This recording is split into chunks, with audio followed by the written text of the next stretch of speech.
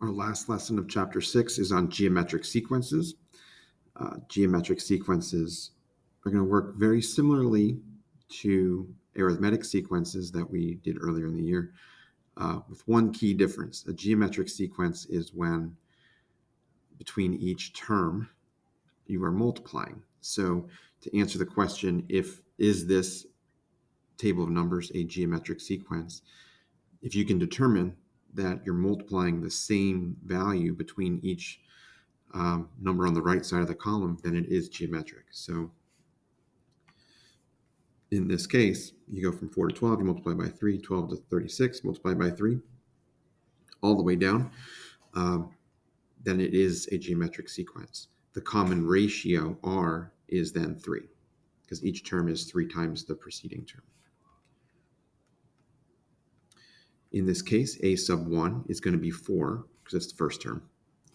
R is going to be 3, because that's the common ratio. So the recursive definition is, and again, the recursive definition works very similarly to how it did with with arithmetic sequences. The first term is where n equals 1, so the first term is 4, and then every term after it, you're multiplying it by 3 to get the next one. So for every n value greater than 1, so the second term, the third term, and all the way up, you just multiply the preceding term by 3. So that's what the recursive definition means.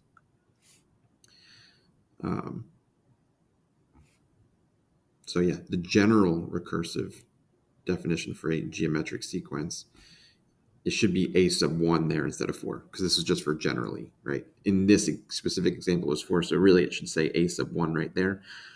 A sub 1 is the first term, and then every term after it you multiply by the common ratio. So this is the example that was given. This is generally how it should go for every other.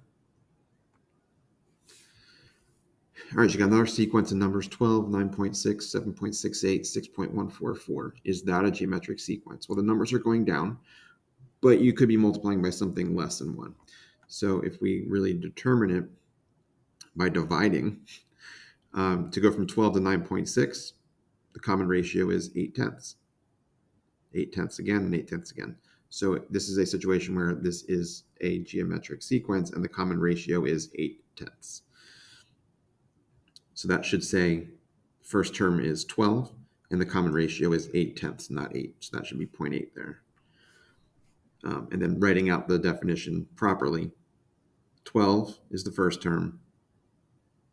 The common ratio of 8 tenths times the preceding term is how you determine every other term.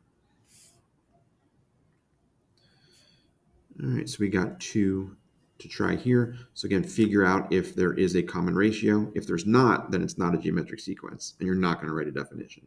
If there is a common ratio, then you'll write the recursive definition for it. All right, so pause it, try it, and then come back.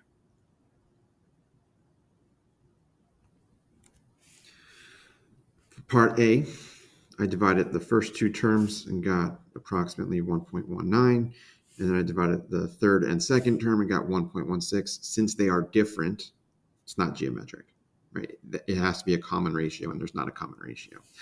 In part B, I found that the common ratio is negative 0.5. So when you see the terms alternating like that, that means the common ratio has got to be negative. So either everything is going to be one side or the other, and then the common ratio would be positive, or they alternate back and forth, and the common ratio would be negative.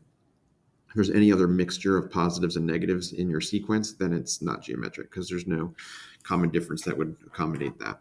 So anyway, common ratio is negative 0.5. So the recursive definition is negative 1.5 is the first term, and then every term after that is multiplied by negative 1.5.